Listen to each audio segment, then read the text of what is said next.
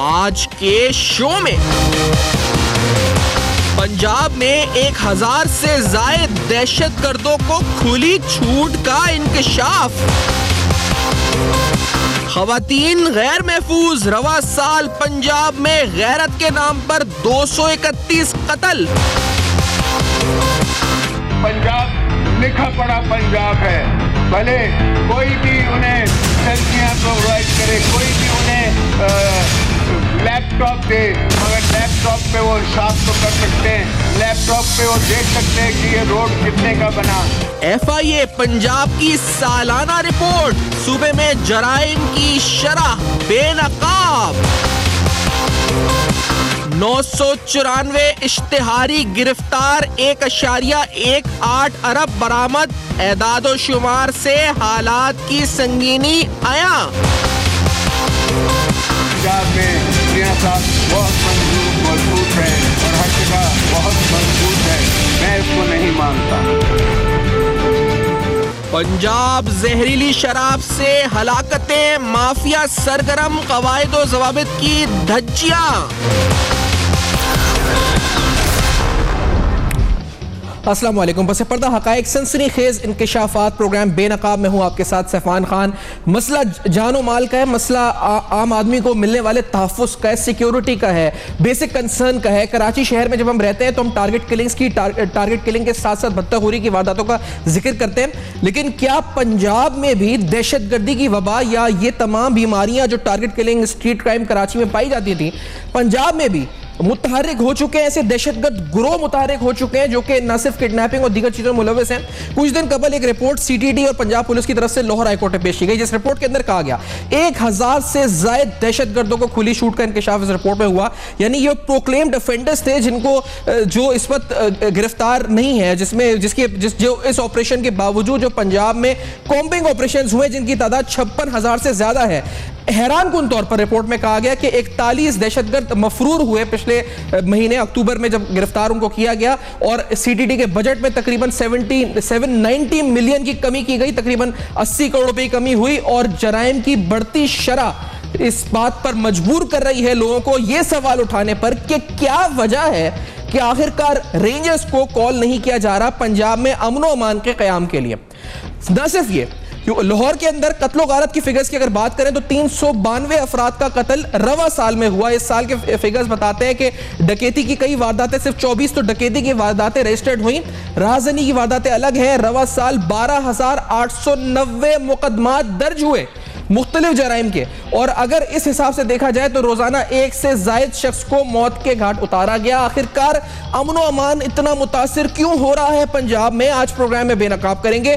न सिर्फ ये बल्कि ऑनर किलिंग्स की बात करें तो 231 खवातीन को ऑनर किलिंग्स के नाम पर पंजाब में हलाक किया गया। ये रिपोर्ट भी हम आपको सामने दिखा रहे हैं आपके।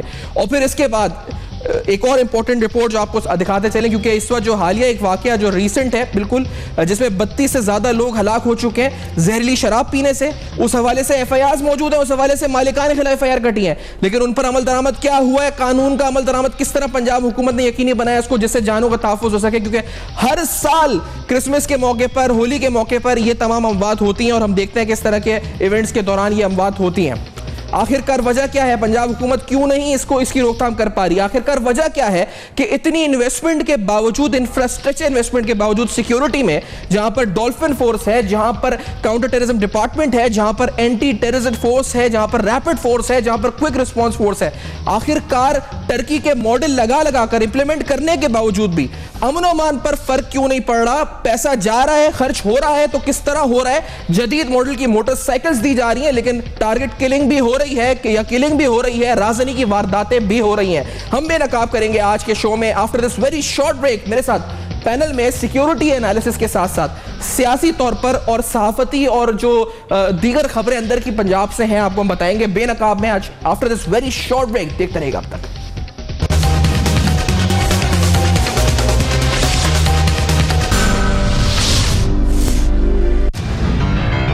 पंजाब लिखा पड़ा पंजाब है, भले कोई भी उन्हें सेल्फियां प्रोवाइड करे, कोई भी उन्हें लैपटॉप दे, मगर लैपटॉप पे वो हिसाब तो कर सकते हैं, लैपटॉप पे वो देख सकते हैं कि ये रोड कितने का बना, ये जहाज कितने का बना, ये ब्रिज कितने का बना। पंजाब में सियासत बहुत मजबूत है और हर जगह बहुत मजबूत है, मैं इसको नहीं मानता। Welcome back. आप देख रहे हैं बेनकाब। एक लेटर लिखा गया, अंधी अब्बास है पाकिस्तान तहरीक इंसाफ की रहनुमा। इमरान खान साहब ने इस लेटर को ट्वीट किया है, जो कि पंजाब के प्रिंसिपल सेक्रेटरी को लिखा गया, जिस लेटर के अंदर उन्होंने उस रिपोर्ट का हवाला दिया है जो सीटीडी और पुलिस ने शाया करी, जिसके मैंने कुछ मंदरजात प्रोग्राम में बताए। 1000 दहशतगर्द पंजाब में ऐसे हैं जो कि प्रोक्लेम्ड ऑफेंडर्स हैं, जो कि इस वक्त खुलेआम घूम रहे हैं, इस वक्त जेल में नहीं है, मफरूर हैं, बाहर हैं इस वक्त जेलों से। नेशनल एक्शन प्लान पर बड़ा सवाल है। पंजाब में counter terrorism department, Punjab police और पंजाब हुकूमत की कारकर्दगी पर बड़ा अहम सवाल ये उठाती है रिपोर्ट। मेरे साथ प्रोग्राम में मौजूद हैं, आप सीनियर सियासतदान हैं, अपोजिशन लीडर हैं, पंजाब असेंबली में पाकिस्तान तहरीक इंसाफ की नुमाइंदगी प्रोग्राम में करेंगे। मियां महमूद रशीद साहब हमें ज्वाइन कर रहे हैं लाहौर से। बहुत शुक्रिया सर, आपने प्रोग्राम में ज्वाइन किया। उनके साथ जनाब असद खरल साहब, सीनियर सहाफ़ी, तहक़ीक़ाती इन्वेस्टिगेटिव जर्नलिस्ट साथ हैं। जनाब जनरल टाइट अमजद शुएब साहब हमें कराची से ज्वाइन कर रहे हैं DSNG के थ्रू। आप तीनों का बहुत बहुत शुक्रिया, आपने तीनों ने प्रोग्राम में ज्वाइन किया। महमूद रशीद साहब, सबसे पहले मैं इस रिपोर्ट पर आते हुए, क्योंकि सीटीडी इस रिपोर्ट में, इस लेटर में कोट किया गया, खान साहब ने ट्वीट भी किया हुआ था इसको, कि 1000 दहशतगर्द खुलेआम घूम रहे हैं पंजाब में। इसमें सीटीडी और पुलिस ने ये रिपोर्ट लाहौर हाईकोर्ट में जमा कराई है। सर, ये हैरानकुन है, ये आपके नज़दीक हैरानकुन नहीं है? और ये 1000 दहशतगर्द अगर घूम रहे हैं तो नेशनल एक्शन प्लान, दहशतगर्दी पंजाब में आखिर हो क्या रहा है? महमूद रशीद साहब, क्या चल रहा है? देखिए, मैं ये समझता हूँ कि पंजाब के अंदर जो है पिछले कुछ अरसे से, ख़ास तौर पर पिछले चंद माह के दौरान, एक इंतहाई खौफनाक लहर जो है जराइम की वो आई है। लाहौर जैसे शहर के अंदर भी कराची की तर्ज पे टारगेट किलिंग, अगवा बराए तावान, बच्चों का अगवा और स्ट्रीट क्राइम, उसमें बेपनाह इजाफा हो गया है। और उसकी यही वजह है कि जो इश्तहारी हैं मुल्ज़मान, उनको गिरफ़्तार नहीं किया गया। और बार बार की तवज्जो के बावजूद कि नेशनल एक्शन प्लान के तहत रेंजर्स को आकर पुलिस की मदद करना थी और इन लोगों को पकड़ना था, गिरफ्तार करना था, लेकिन हीलों बहानों से अब तक जो हुकूमत पंजाब है वो रेंजर्स को यहाँ पंजाब के अंदर बुलाकर जराइम का कला कमा करने और मुजरमों को पकड़ने के अंदर संजीदा नहीं है।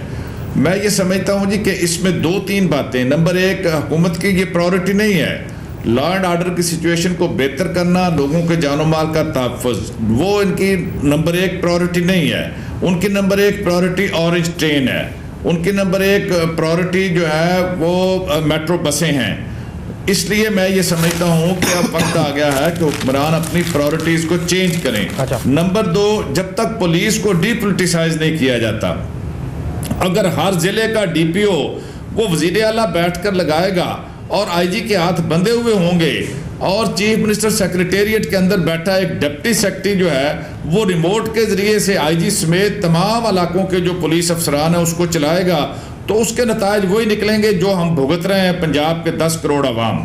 दूसरी इससे अगली बात यह है कि यहाँ FIR के दर्ज करने का निज़ाम, उसके बाद उसकी इन्वेस्टिगेशन, उसकी प्रोसिक्यूशन और फिर मुजरिमों को सज़ा देने का अमल, हीनियस क्राइम बेपनाह हुए, उनमें से मुझे नहीं याद पड़ता कि पिछले 2-3 सालों के अंदर किसी एक मुजरिम को भी किसी हीनियस क्राइम के अंदर सजा हुई हो इबरतनाक, ताकि मुजरिमों को आइंदा से कान हो।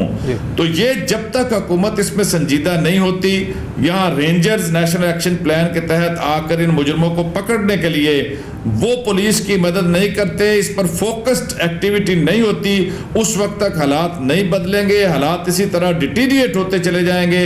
पुलिस अफसरान की बहुत बड़ी तादाद और पुलिस की नफरी हज़ारों की तादाद में वो शरीफ खानदान की VIP और VVIP रूट्स के ऊपर लगी हुई है। उनके बच्चों, उनके अजीज़ों, उनके पोतों, 1100 के करीब पुलिस अफसरान जो है, जिसमें एक DIG, 2 SP लेवल के और दर्जन भर इंस्पेक्टर लेवल के अफसरान जो है वो जाती उम्र का पहरा दे रहे हैं। ये सब मैं एक चीज आपसे, आपने बिल्कुल निशानदेही करी रेंजर्स की भी और पुलिस की भी। सर, मैं इस रिपोर्ट के अंदर हमने ये पढ़ा कि 57 के करीब प्रोक्लेम्ड ऑफेंडर्स को पुलिस ने गिरफ्तार किया अक्टूबर के महीने में, उनमें से 41 मफरूर हो गए। मियां महमूद साहब, मैं ये जुमला पढ़ने के बाद 2 या 3 बार मैंने दोबारा पढ़ा है, अंधी अब्बास साहब ने खत में भी इसको कोट किया हुआ है, मैंने इस तरह का कोर्ट की रिपोर्ट को कोट किया हुआ है, खान साहब ने ट्वीट किया हुआ है। सर, 41 मुल्जिम गिरफ्तार होकर कैसे मसूर हो गए पुलिस के हवाले? मतलब क्या पुलिस के पास असला नहीं था या पुलिस उनको लेके किस तरह गई थी अदालत में? क्या ये किस तरह हो रहा है महमूद रशीद साहब के मुलजिम भाग रहे हैं पुलिस की गिरफ्त से?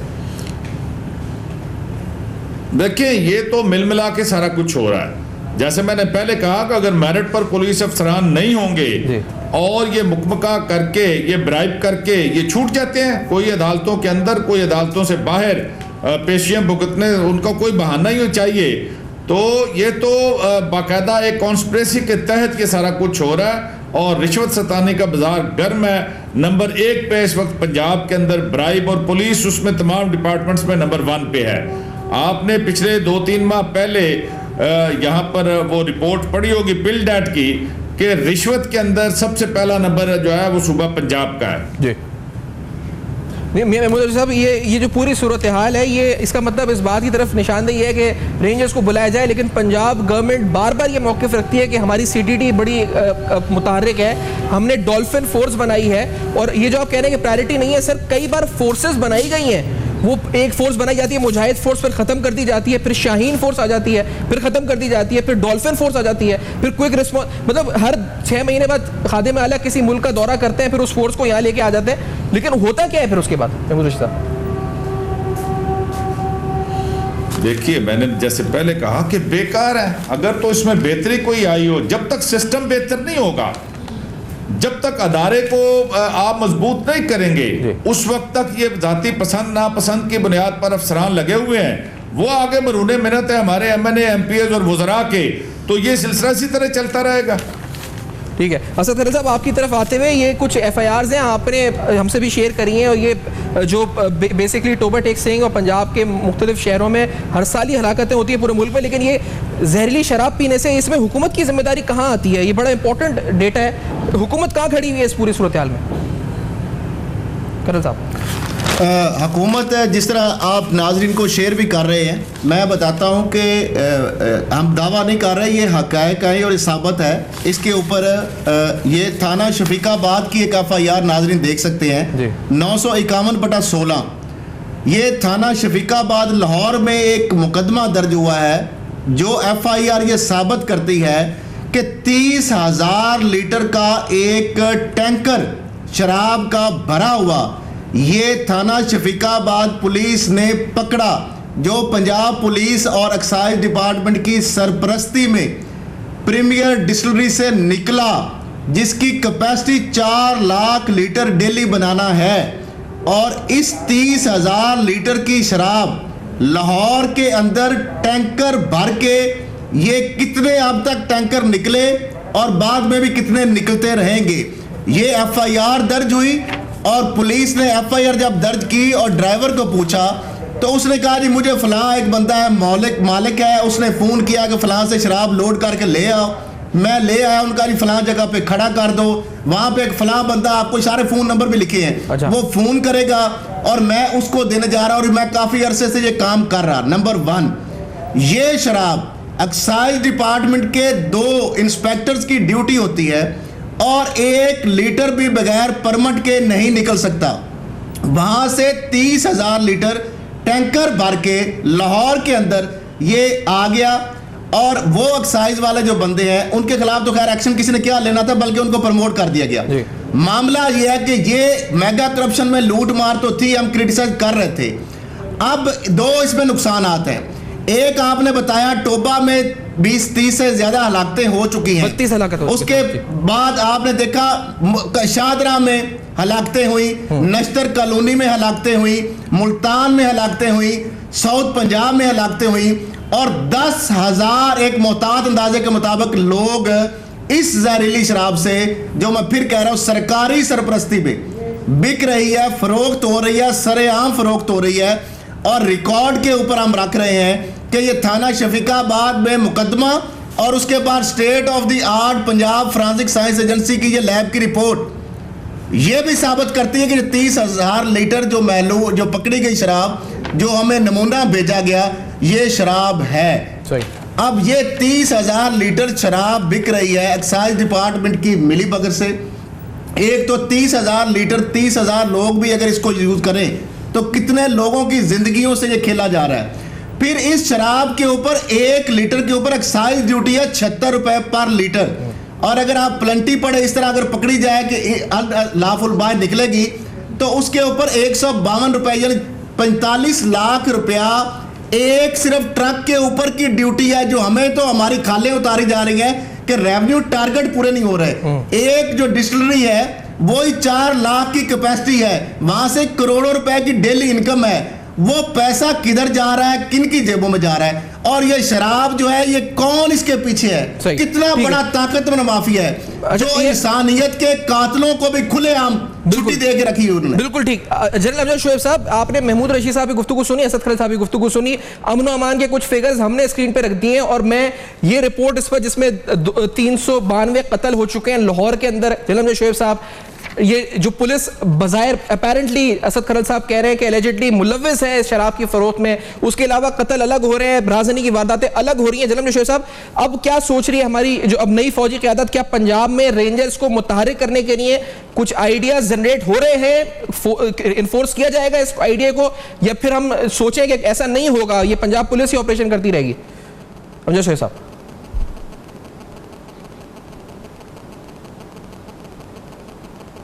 बिस्मिल्लाहिर्रहमानिर्रहीम।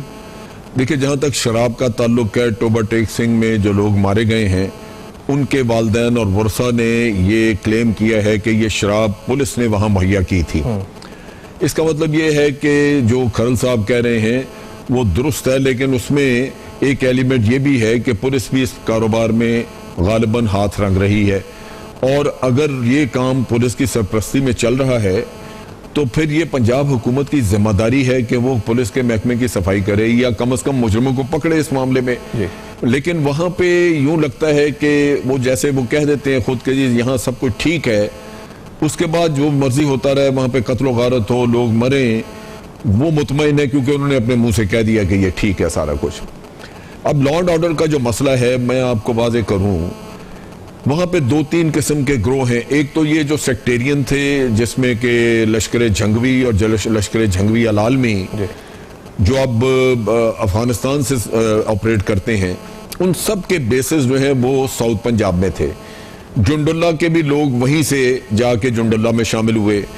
अब जब बेस महफूज हैं तो आप देख लीजिए कि उस दहशत गर्दी पे काबू पाना तो बड़ा नामुमकिन सी बात है। आपको याद होगा कि जब बेसिस दहशत गर्दों के नॉर्थ वजीरिस्तान में थे, शुमाली वजीरिस्तान में ऑपरेशन के बाद यहाँ पे सुकून हुआ, उससे पहले नहीं हुआ। और इसी तरह जब तक आप इनके बेसिस जो है, इनके अड्डे ख़त्म नहीं करेंगे साउथ पंजाब में तो वो नहीं होगा। लेकिन मैं जो वजाहत करना चाहता हूँ वो ये है कि नेशनल एक्शन प्लान जो है वो पीछे रह गई। हुक्मरानों का फोकस हट चुका है, हुक्मरान उससे अब जान छुड़ा रहे हैं क्योंकि उसमें एपिक्स कमेटियां थी, वो कुछ अपना आपको असर्ट करती थी और हुक्मरान नहीं चाहते कि उनके ऊपर कोई आके तो उनको कोई बताए या उनके ऊपर कोई डायरेक्शन या हदायत दे। सही। आप रेंजर्स को एम्प्लॉय कर ले तब भी कुछ नहीं होगा क्योंकि रेंजर्स को ये इख्तियारात नहीं देते। अब कराची में रेंजर्स आपने एम्प्लॉय किए हुए हैं लेकिन रेंजर्स के पास तो कोई इख्तियार ही नहीं है। वो रेड करते हैं, आदमी पकड़ते हैं, अगले दिन पुलिस के हवाले कर देते हैं क्योंकि 90 दिन रखने का इख्तियार भी उनसे वापस ले लिया है। और फिर उनका ट्रायल करवाना, FIR दर्ज करवाना, ये सारा पुलिस ने करना है। और पुलिस आपको पता है कि घर की लौंडी है। यही हाल पंजाब में है। और दुख की बात यह है, यानी ये मायूसी फैलाने वाली बात नहीं है, लेकिन इन्होंने सिस्टम को इतना अपने जाती मकासद के लिए खराब कर दिया है कि ना कोई तहकीकात ठीक हो सकती है क्योंकि तहकीकाती अदारों में इन्होंने लोअर लेवल पे अपने लोग बिठा दिए हुए हैं जो इनकी मर्जी की तहकीकात करके लेके आते हैं। इसी तरह जहां जुर्म होता है, जहां दहशतगर्द मौजूद है, वहां रेंजर्स को एम्प्लॉय करने तो देते ही नहीं, लेकिन अगर कर भी लें तो रेंजर्स को हाथ काट के रखेंगे, उनको कोई ऐसे इख्तियारात नहीं देंगे ताकि इनका मामला चलता रहे क्योंकि वज़रा के कनेक्शंस मौजूद हैं इन लोगों के साथ, सबको पता है। मैं स्पेसिफिकली ये जो रिपोर्ट है जिसमें सियासी फायदा ले रहे हैं, 1000 दहशतगर्दों का हवाला दिया गया है, जिसकी वजह से ये बार-बार हुकूमत में आएंगे। जी साहब, 1000 दहशतगर्दों का हवाला दिया गया इस रिपोर्ट में। सर 1000 दहशतगर्द अगर मफरूर हैं जो वांटेड है, यानी मोस्ट वांटेड टेररिस्ट होंगे, सर ये कैसे हो सकता है? मतलब फिगर्स तो जी साहब देखिए, फिगर्स का तो मुझे अंदाजा नहीं कि 1000 है, लेकिन दहशतगर्द मौजूद हैं और उसकी वजह यही होती है कि जब आप सिंध में थोड़ा दबाव डालेंगे, वहां ऑपरेट करेंगे, तो लोग वहां से शिफ्ट करके सिंध और पंजाब की बाउंड्री में पंजाब साइड पे आ जाते हैं। इसी तरह जब पंजाब में देखेंगे कि कोई खास ऑपरेशन नहीं हो रहा तो वो इधर उधर से निकल के वो वहां पे पहुंच जाएंगे। अब ये सूरत हाल बिल्कुल मौजूद होगी और मेरा ख्याल है कि इसका तदारत भी नहीं किया जा सकता। एक ब्रेक की तरफ बढ़ेंगे कि पॉलिटिकल विल नहीं कुछ है। और सवाल आपके सामने रखूंगा। महमूद रशीद साहब साथ हैं, जलम शेख साहब साथ हैं और कुछ और इंपॉर्टेंट बातें होंगी, कुछ इंपॉर्टेंट रिपोर्ट्स एफआईए अपनी एनुअल रिपोर्ट पंजाब में पेश करती है, उसमें क्या लिखती है, उसके साथ साथ जो टेररिज्म के फिगर्स हैं, क्रिमिनल रिकॉर्ड है, आपने जहरीली शराब का किस्सा सुना है, कुछ और अहम इंकशाफात बेनकाब में after this very short break देखते रहेगा। अब तक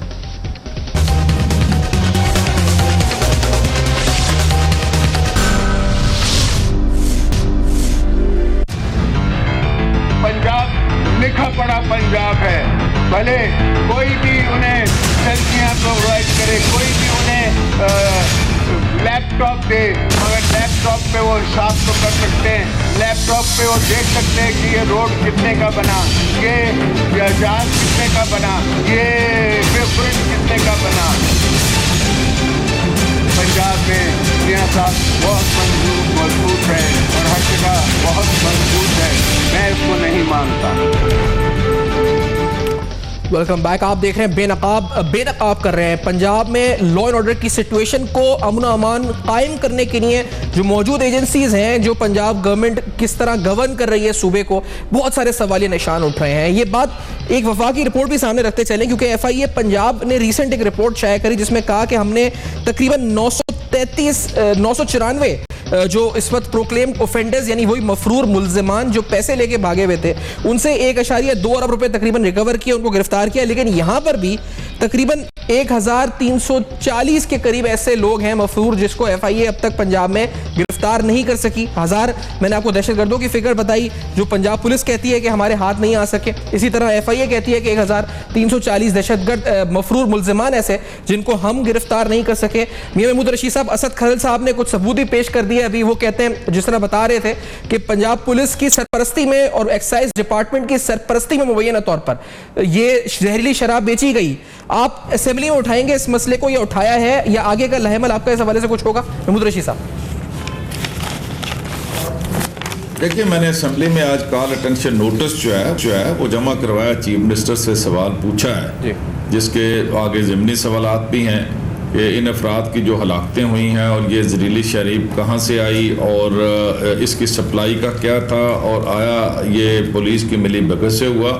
अब ये असेंबली का इजलास में जनवरी के फर्स्ट वीक में होगा, वो चीफ मिनिस्टर या लॉ मिनिस्टर इस पे जवाब देंगे, लेकिन वो तो रवायती अंदाज से जवाब भी आ जाएगा जी ये हुआ। लेकिन असल मामला है कि पंजाब हुकूमत जो है, जैसे मैंने आगाज में ये बात कही कि उनकी प्रायोरिटी कतई तौर पर ये नहीं है।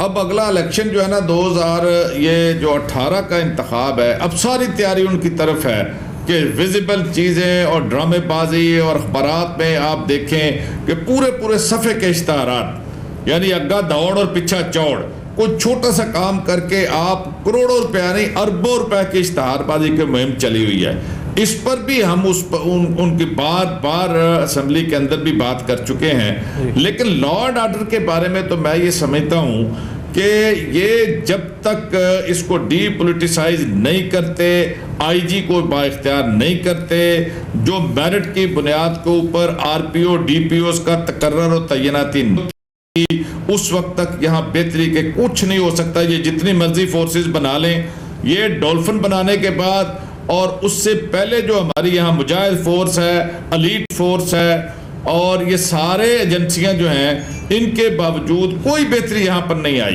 बल्कि जब से ये डॉल्फिन बनी है हमारे, अब आप दूर दराज के इलाकों को तो छोड़ें, लाहौर शहर के अंदर चौकों और चौराहों में जहाँ पर मेंबर असेंबली इनामुल्लाह न्याजी वो माल रोड पे क्लब चौक के अंदर अगर लुट जाते हैं और उनका मोबाइल फोन और उनसे कैश छीन के ले जाते हैं लोग, तो इससे आप अंदाजा कर सकते हैं कि पंजाब के दूर दराज के इलाकों में डाकू राज नहीं होगा तो और क्या होगा। अच्छा, एफआईआर दर्ज नहीं होती, एफआईआर दर्ज करने पर सारा जोर खर्च हो जाता है। हमें रोजाना ऐसे वाकयात मिलते हैं जी एफआईआर नहीं काटी जा रही, पूरे पंजाब से मैं रोजाना 2-4 फोन सुनता हूं कि जनाब हमारे साथ ये जुल्म ज्यादती हो गई है और FIR नहीं कट रही। वहां DIG को फोन करते हैं, अपने MPs को कहते हैं, IG से बात करते हैं, चीफ सेक्रेटरी से बात करते हैं, फिर जाके वो FIR दर्ज होती है। FIR दर्ज होने के बाद जो अगला मरहला इन्वेस्टिगेशन का, एक आम गरीब आदमी जिसके साथ कोई जुल्म और ज्यादती हो जाती है, वो कहां से प्राइवेट गाड़ी लेके आए कि मुलजम पकड़ने हैं जी, गाड़ी लेके आ जाओ, उसमें 5-7 हज़ार का पेट्रोल डलवाए और फिर पुलिस वालों को खाना खिलाए 2 दिन का, और फिर वो जाके उनका पैरवी करें, उनका पीछा करें मुलजमान का। तो ये पूरा सिस्टम जो है पिछले 9 साल में मुसलसल यहाँ पर वजीर आला मियां शहबाज शरीफ हैं और थाना कल्चर की तब्दीली और गुड गवर्नेंस के नारे लगाते हुए इनकी जुबान नहीं थकती, हर दफा ये बात करते हैं, लेकिन बदतरीन हालात है पंजाब के थानों के अंदर। महमूद रशीद साहब, एक चीज और, क्योंकि मैं फिर असद खल साहब के पास उसी हवाले से जाऊंगा। सस्ती रोटी स्कीम पर कुछ दिन कबल पब्लिक अकाउंट कमेटी के अंदर कुछ इंकशाफात हुए थे। रिपोर्ट में आया था कि कर्जा जो उस पर लिया गया था ताहाल सूद की अदायगी उस फेल स्कीम के ऊपर जारी है, सस्ती रोटी स्कीम पर। महमूद साहब, उस पर कोई फॉलोअप है? आगे पब्लिक अकाउंट कमेटी ने एक्शन आपने लिया था, कुछ आपको बताया गया, उस पर कुछ पूछगछ हुई, कुछ बात आगे बढ़ी है, फिर अभी भी मामला चल रहा है, बदस्तूर रुका हुआ है कहीं, क्या मसला है? देखिए, उसमें 60 डेज के अंदर हमने कहा था कि आप इसकी इंक्वायरी करें। जो घोस्ट तंदूर थे और वो हर डिस्ट्रिक्ट के अंदर थे, हमें सिर्फ 2-3 डिस्ट्रिक्ट्स का पता चला और हमने पूरे पंजाब के डिस्ट्रिक्ट्स के अंदर इंक्वायरी का हुक्म दिया था कि आप इंक्वायरी करके उसकी डिटेल रिपोर्ट जो है पब्लिक अकाउंट कमेटी में लाएं। जो एक बात सामने आई थी कि ये 24 अरब रुपए में से हुकूमत ने 8 अरब रुपया अदा किया, 16 अरब रुपया अभी तक कमर्शियल बैंकों से जो लोन लिया हुआ था वो अभी तक पे ऑफ नहीं हुआ, और हर साल हर महीने करोड़ों रुपया उसके ऊपर इंटरेस्ट की मद में वो खर्च हो रहा है। यानी ये जुल्म खुदा का, कोई पूछने वाला नहीं है पंजाब के अंदर, इनको कोई इनकी जुबान पकड़ने वाला नहीं, कोई उनके फैसले तब्दील करवाने वाले, असेंबली इनके सामने रबर स्टैंप है, वहां ये कोई बात हो रबर स्टैंप के तौर पर ये अपनी अददी अक्सरियत के बलबूते पर बुलडोज करते हैं। असद खरल साहब, सर ये मुझे बताएं, रिसेंटली पंजाब में कैबिनेट एक्सपेंड की गई, कहा गया जी के मामलात बेहतर किए जाएं, ये तक का शहबाज शरीफ साहब ने दिन रात काम करें तब जाके रिजल्ट्स आएंगे और नताइज दें। ये इलेक्शन 18 में, अभी 1 साल पहले कैबिनेट एक्सपेंड की गई, वुज़रा ने डाले गए।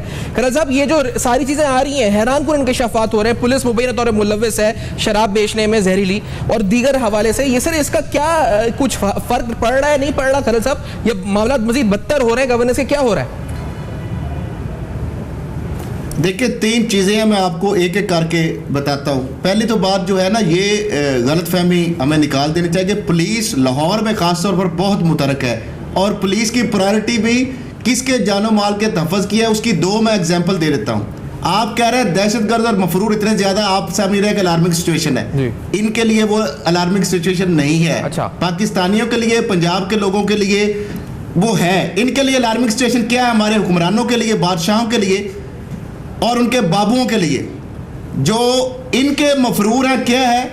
रेवेंट के जाती उमरा में इनके मोर पे ऊपर एक बिल्ला हमलावर होता है और पूरी पुलिस की दौड़ें लगती हैं। प्रायोरिटीज उनकी ये है कि DSP और कांस्टेबल तक मुअत्तल हो जाते हैं, और जब तक मफरूर बिल्ला, मोर पर हमला आवर बिल्ला, वो पकड़ के इनकाउंटर में इनके सामने पेश नहीं कर दिया जाता, उस वक्त तक पुलिस जो है वो सांस नहीं लेती। दूसरी तरफ शाह और उनके वफादार भी, वो भी शाह, चीफ सेक्रेटरी का बिल्ला गुम जाता है, रेस कोर्स और पूरे पुलिस की दौड़ें लगती है, झाड़ियों तक तलाश किया जाता है, और उनके लिए जो थाना रेस कोर के जो अवान साहब इंस्पेक्टर जो SHO है, वो मिलता जुलता बिल्ला इस हद तक वो पेश कर देते हैं, तो उन्होंने कहा ये मेरा वो बिल्ला नहीं है जो मेरा लाडला बिल्ला है। अच्छा। यहाँ पे प्रायोरिटीज जब हमारे हुक्मरानों की, हमारे चीफ सेक्रेटरी साहबान की ये होंगी कि उनके बिल्ले जो हैं उनको पकड़ना पुलिस की प्रायोरिटी है। दहशतगर्द जो अवाम के लिए नासूर है उनको पकड़ना उनकी प्रायोरिटी नहीं है। पहली बात ये क्लैरिफाई होनी चाहिए। नंबर 2, इन्होंने बात की और आपने की सस्ती रोटी की। मैं एक और मनसूबा में, डॉक्यूमेंट मेरे सामने है, मैं पढ़े हुए हैं, मैं बगैर कागज के कभी बात नहीं करता। पंजाब जो ऑरेंज ट्रेन मनसूबा है, हमें ख्वाब दिखाया गया पूरी दुनिया को, शहबाज शरीफ साहब थकते नहीं कि एग्जाम बैंक ने पैसे दिए, चाइना ने पैसे दिए, यही बात सुन रहे हैं आप। ये पंजाब बैंक की ये रिपोर्ट है मेरे पास कि पंजाब बैंक से 14 अरब रुपया लिया इन्होंने, 14 अरब रुपए का लोन लिया और उससे 39 करोड़ 15 लाख रुपए उससे सूद पे हमने देने हैं, जिसमें से वो ठेकेदारों को अदायगियां भी कर दी गई और उसमें 3 करोड़ रुपया सिर्फ लीगल फीस के नाम पर, और ये ट्रेन के लिए जो लीगल फीस है उसके नाम वो अपने चहेतों को दी गई, बावजूद के एडवोकेट जनरल पंजाब भी मौजूद है ऑफिस उसका, और एलडीए के अपने लीगल एडवाइजर भी मौजूद है, और उसमें से 24 करोड़ रुपए अभी तक इन्होंने सूद की देनी है बैंक ऑफ पंजाब को। तीसरी चीज इसके अंदर आ रही है आप कि ये जो शराब की जो फरोख्त है और ये सारा मामला हो रहा है, और तीसरी चीज के जो जितने ये मफरूर के अलावा भी लॉ एंड ऑर्डर की चीफ, मैं आपको दावा और चैलेंज से कह रहा हूं, फिक्र भी कह तो मैं आपके शेयर कर सकता हूं कि जितने वाकयात में चीफ एग्जीक्यूटिव खुद गए हैं इंसाफ देने के लिए, जो खवातीन से ज्यादती हुई, जहां पे घरेलू मुलाजमा को कत्ल किया गया, इस तरह के वाकयात में जहां पे वो गए हैं, मैं चैलेंज से कहता हूं आप तर्जमान को पूछ ले कि क्या एक बंदा भी कुछ सजा हुई, किसी एक बंदे को उनमें भी सजा नहीं हुई। इसी पॉइंट पे मैं सिफारशी कौन थे? इनके लोकल एमएनए और एमपीए, एमएनए और एमपीए सिफारशी थे, और वो मुल्ज़िम बाहर आ गए, सारे मुल्ज़िम बाहर आ गए। जैन साहब, लास्टली आपके नजदीक अब क्या गवर्नेंस का मॉडल फेलियर नजर आ रहा है पंजाब में? बेसिकली तो नजर आ रहा है, क्या हो रहा है, खर्चे अखराजात किधर हो रहे हैं? इसमें एक ये भी शिक लिखी गई कि तकरीबन 69-80 करोड़ रुपए का बजट कम किया गया काउंटर टेररिज्म डिपार्टमेंट पंजाब का। जैन साहब, ये सही था नहीं था इस साल कम करना बजट को? क्यों कम किया, ये सवाल पूछा गया, लेकिन आखिरकार इससे नुकसान होगा फायदा होगा सीटीडी का बजट कम करना पंजाब में? जैन साहब,